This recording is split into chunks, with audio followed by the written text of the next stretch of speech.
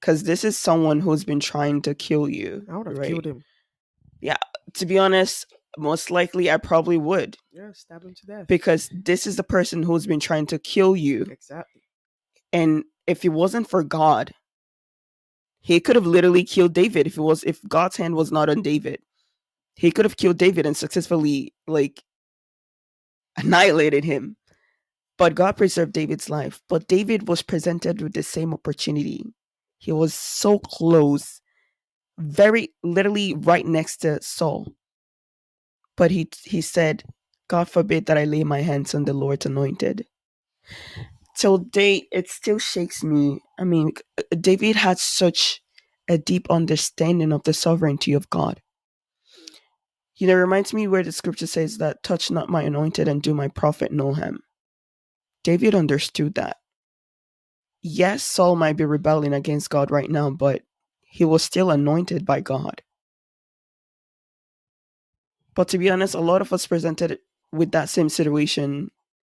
I don't know if a lot of us would have the same heart as David had, to not retaliate against an enemy of your soul who has been constantly persecuting you, like enduring the wait. Because I mean, if you think about it, in David's like in David's own side, it's like a fast way of becoming a king, right? You're literally right next to your enemy.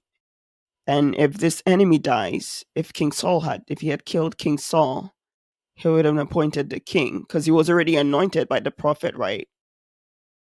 Because sometimes as humans, we like to want to help God fulfill the prophecy or his promises, right?